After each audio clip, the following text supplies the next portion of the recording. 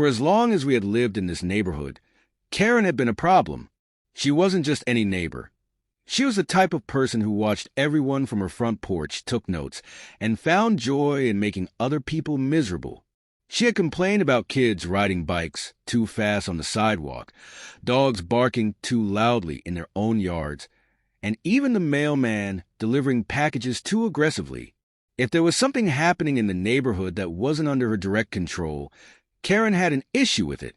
And when she had an issue, she made sure everyone knew. But until recently, my family had managed to stay off her radar. We weren't troublemakers. We worked hard, took care of our home, and kept to ourselves.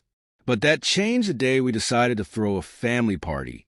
It wasn't a massive event, just a birthday celebration for my younger sister, with a barbecue, some music, and a few friends and relatives. It was a summer evening, the perfect weather for a gathering, and the kind of thing normal people do all the time. But in Karen's world, anything remotely enjoyable was an act of war. It started 3 days before the party.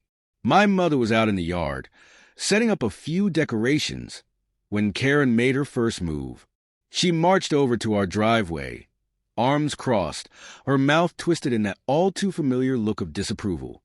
"I hope you're not planning anything disruptive," she said, her voice dripping with passive-aggressive menace. My mother, ever the polite woman, smiled and said, "Just a little birthday party for my daughter. Nothing wild, just family and a few friends." Karen huffed. "I don't mind small get-togethers," she said, which was an absolute lie because Karen minded everything. "But I do have a sensitivity to noise, and I'd appreciate it if you kept it down." My mother, too kind for her own good, nodded. "Of course, Karen. We'll be respectful." But that wasn't good enough. Karen glared at the decorations, a few balloons, some colorful streamers, and her face twisted like she had just smelled garbage. "Just don't let it go on too late," she added before storming back across the street. My mother sighed. "We're not even having the party yet, and she's already mad. She's just bitter because no one invites her to anything," I joked. But in the back of my mind, I knew Karen wasn't done yet. Sure enough, the next day, we found a noise complaint taped to our front door. A noise complaint for a party that hadn't even happened. I stared at the paper in disbelief, reading through the ridiculousness. "Loud and disruptive behavior," it said, "potentially violating local noise ordinances." I laughed. There hadn't been a single noise. The party wasn't until tomorrow, but Karen had already filed a preemptive strike. My mother wanted to ignore it. "We'll just be respectful," she said, but I knew Karen. She wasn't interested in compromise. She wanted control. And the more you gave in to her demands, the worse she got. So I made a decision. We're having this party, and we're not letting Karen ruin it. My father agreed. If she has a problem, that's on her. We're not breaking any laws. So, the next day, we set up the party, ignoring Karen's glares from across the street. By 6 p.m., the party was in full swing. Music played at a reasonable volume. The grill was going, and laughter filled the backyard. It was a perfect evening. But then I saw it. Karen, standing at her window, watching. She had her phone in her hand, and I knew exactly what she was about to do. I turned to my dad and sighed. Here we go. Because Karen, she was about to call 911. The party was in full swing, the kind of wholesome family gathering you'd expect in any neighborhood. A few kids playing in the yard, my uncle flipping burgers on the grill, my dad sipping a beer while chatting with relatives, and my little sister running around, soaking in the attention on her birthday. The music? Reasonable. The volume? Nothing beyond casual conversation level. But across the street, Karen stood in her window like a hawk watching its prey, phone clutched in her hand, eyes burning with the righteous fury of someone who had absolutely nothing better to do. I knew exactly what was coming, and I was right. At 7:15 p.m. sharp, just as my cousin was handing out birthday cake, the sirens came. Not one, not two, but 3 police cars pulled up in front of our house, lights flashing, engines idling. The chatter at the party died instantly. Everyone turned toward the flashing red and blue, confusion rippling through the crowd. My dad put down his beer, muttering a curse under his breath. "She actually did it," I whispered, shaking my head in disbelief. She called 911, and there she was, Karen, standing on her porch with her arms crossed, wearing the smuggest expression I had ever seen. She had done it. She had called the cops on a birthday party. 2 officers stepped out of the first cruiser, looking as confused as we were. One of them, a tall guy with a tired expression, like he had much better things to do, approached my dad. "Sir, we receive a noise complaint about a loud and unruly party happening at this address." My dad raised an eyebrow, glancing back at the calm, casual gathering in our backyard. "Does this look unruly to you?" The officer sighed, looking around. He clearly knew this was a waste of his time. But protocol was protocol. We were told there was excessive noise, screaming, and public disturbance, the officer continued, clearly reading from his report. That's when I lost it. Screaming? I laughed. The only screaming happening here is my little sister getting excited over presents. My mother, ever the peacemaker, stepped forward. "Officers, I assure you, we are just celebrating a birthday. We are keeping everything at a reasonable volume, and we have not violated any noise ordinances." The officer nodded, scratching his chin. "Yeah, that's what it looks like. But we have to follow up." That's when Karen made her grand entrance. She stomped over from her porch, her sandals slapping the pavement, her face twisted into an expression of pure entitlement. "Thank goodness you're here, officers," she exclaimed, hands on her hips. "I have been reporting this issue for hours. These people are being absolutely disruptive, and I won't stand for it.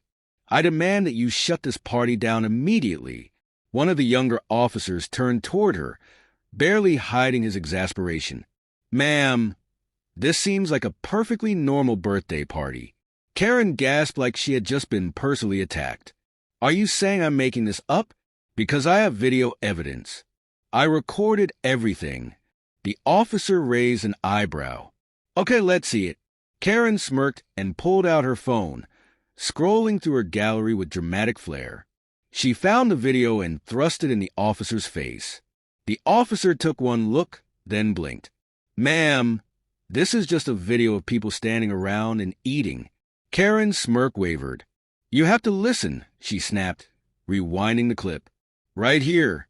If you listen closely, you can hear them laughing very loudly. Laughing. She called 911 because we were laughing." The officer sighed, rubbing his temples. "Ma'am, laughing is not a crime." Karen's face turned red. "So you're just going to let them disrupt the peace?" Another officer, clearly having zero patience left, turned to my father. "Sir, I assume you have no problem keeping the volume reasonable?" "Of course," my dad replied, arms crossed. "We've been respectful from the beginning." The officer nodded. "All right, I see no violations here. We'll be on our way." Karen gasped like someone had just slapped her. "Wait, no, you can't just leave. This is a serious issue." The officers ignored her. They got back into their cars and drove away. Karen stood frozen, fists clenched at her sides, completely humiliated. I stepped up next to her, arms crossed.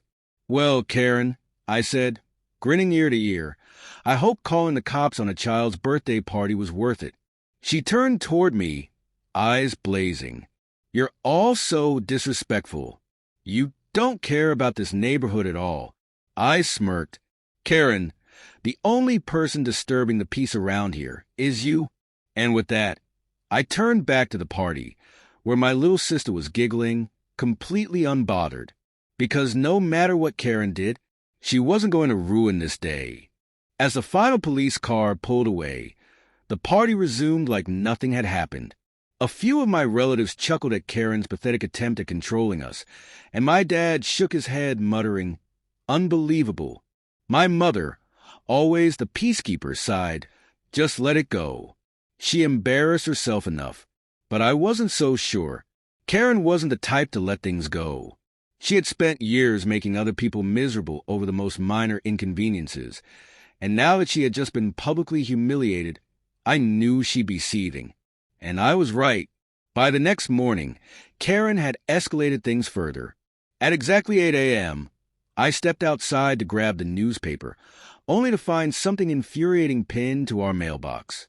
A formal complaint notice, signed by none other than Karen herself. Notice of neighborhood violation. This property has been reported for the following disturbances. Heavy checkmark excessive noise after permitted hours. Heavy checkmark improper waste disposal, party litter.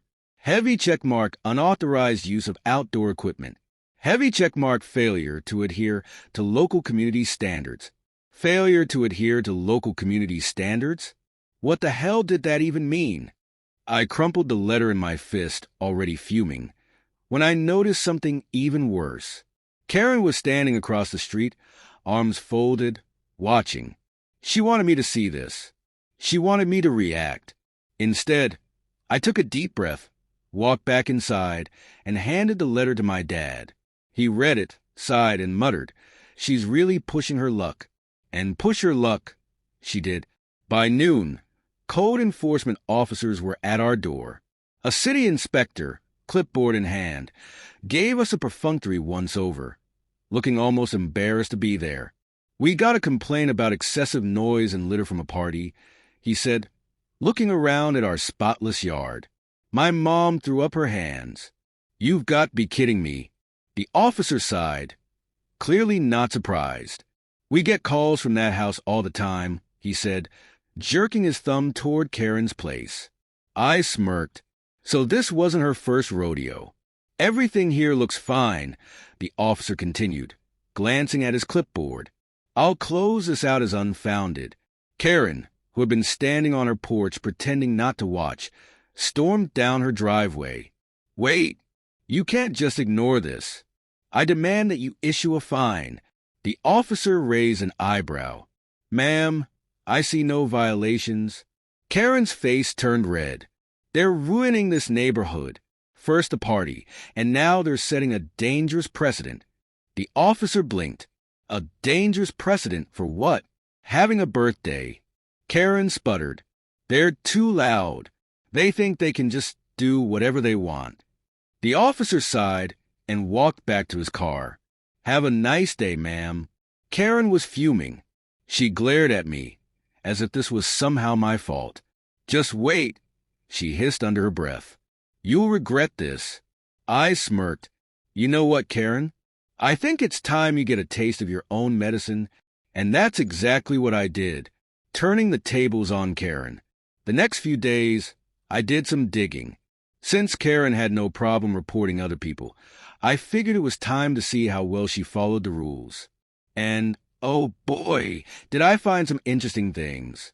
Karen had an illegal fence extension. Her backyard fence had encroached 2 feet into public property, which was a zoning violation. Karen was running an unregistered business. She had been renting out her basement on Airbnb, which was strictly against local ordinances. Karen had multiple unpaid parking tickets. Her car had been illegally parked across driveways multiple times, including blocking fire hydrants. So, what did I do? I reported every single one of them. By the end of the week, Karen had 3 separate citations, a notice to correct her illegal fence, and best of all, the city sent a formal warning that if she continued her Airbnb business, she could face thousands in fines. Karen's meltdown. The morning after the final citation, I was outside watering the lawn when Karen came storming across the street, absolutely losing it. "You did this," she shrieked, waving a stack of papers in her hands. I smiled innocently. "Did what?" Karen was red-faced, practically foaming at the mouth. "You reported me." I shrugged. "Oh, Karen, I thought you loved reporting people." Her eyes bulged. "You think this is funny? I have to pay $2,500 in fines." I pretended to think. Maybe if you weren't so busy harassing your neighbors, you would have noticed your own violations. She actually stomped her foot like a child. This isn't over. I chuckled. Oh, I think it is. And just like that, Karen finally backed off. After all the years of her nonsense, after calling 911 on a kid's birthday party, she had finally been put in her place. For the first time since we moved in, she stopped watching us like a hawk. No more glares. No more complaints. Because she knew if she tried anything again, I'd make her life a living hell. And that was worth every second.